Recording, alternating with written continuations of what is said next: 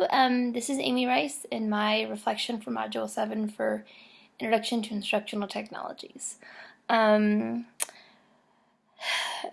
watching the lecture and reading the articles, describe your thoughts towards online learning for K through 12 level.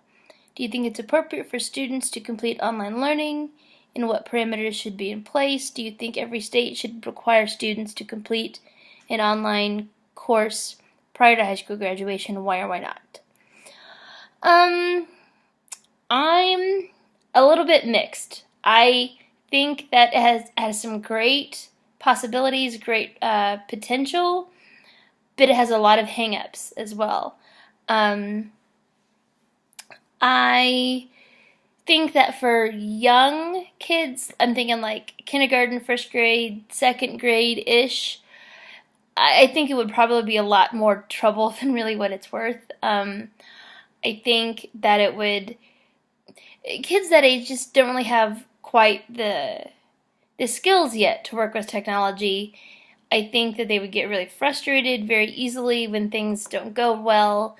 I think there's just some value in hands-on, holding a pencil, holding those crayons, that kind of instruction. So maybe with the younger kids, not as much.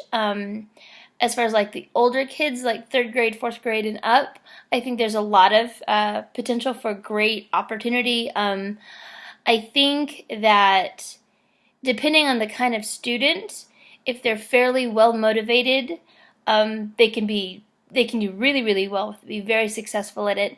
For students that are not as academically motivated, I think they may struggle a little bit unless they have someone kind of pushing them along a little bit. So I think it just kind of depends on the situation. I know that like I live in a pretty rural area, and while we do have a school here, it's pretty small, and if that school were to close, this would be very realistic be a realistic option for a lot of families, because otherwise the other school systems are pretty far away. So I think as far as distance goes, I think it'd be a huge asset. Do you think that every state should require students to complete an online course? I don't think they necessarily need to require it per se. I think it would be great for them to strongly recommend it. Students today are going to have access to so many kinds of different technology. I don't know if they really need to be forced to take a class online, but I think it'd be definitely would encourage them to do so if they think it would benefit them. What did you learn the most from the K-12 video and the Lawrence Virtual School brochure? I was really impressed, particularly with the brochure. I think that it clarifies a lot of questions that I would have had about it. It answers a lot of questions. I think that, again, it holds a lot of potential for some students. For other students, it would be a little bit more challenging. I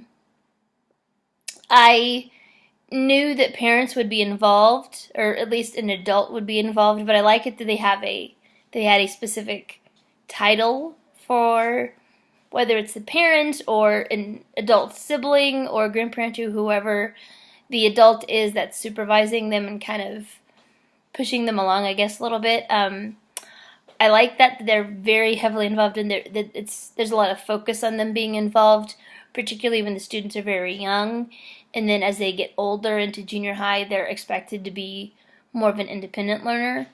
I really appreciated that. I thought that the video and particularly the brochure had a lot of value in it. Describe your experience working with the LMS. Which system did you choose to work with and why? What did you like or dislike about the system, and how could you use the LMS as a future educator? I had a pretty rough time with this assignment. I don't know whether I missed it or I just didn't think about it. I had used a different email account. I used the Google Classrooms, and I used a different email account to set it up. And then I wanted to be able to see what the students were seeing, and I don't know if I wasn't doing it right, but I couldn't see what the students were seeing. I saw it from the teacher's point of view, but I couldn't see what the student's point of view would be. And I was really uncomfortable with that. So I tried using my husband's email address to get in, and it wouldn't let it. And it wouldn't let it, and it wouldn't let it. Access denied, access denied. And so I pulled him into helping me because he's a lot more technologically guru-ish than I am. And we really both struggled with it for a while, and we realized that it was because I had used the school that I am employed at now. I used that email address rather than my regular Google email address or my Fort Hays email address. And he did some research and found out that they needed to be the same domain for like the student and the teacher's email addresses. And I realized, oh, well, that's going to be a problem then. So I had to go back and completely redo everything, and to like set up a whole like second classroom basically under my Fort Hays email address.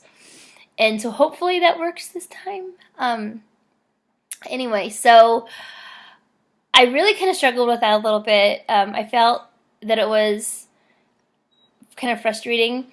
I usually am a pretty big advocate for Google. I generally find them to be fairly user-friendly, but this was just kind of difficult. So I'm sure that I will have to use it at some point in my career as a teacher. I'm not sure it's something that I would depend on entirely because, again, like I said, I'm a person, I like to see what the kids are going to see. I want to make sure that I've put it in a way that they're going to get it, they're going to see it and understand it. And when the system that you use only lets you see it from the teacher point of view, I really have a rough time with that. Maybe I'm just too much of a control freak, but I want to see what the kids are going to see. And I really had a hard time with figuring out how to do that with the Google Classroom. So, yeah, that was kind of my experience. I hope everyone else's experience was a less challenging than mine was. I think that's everything. So I hope you all have a great day, and thanks for watching.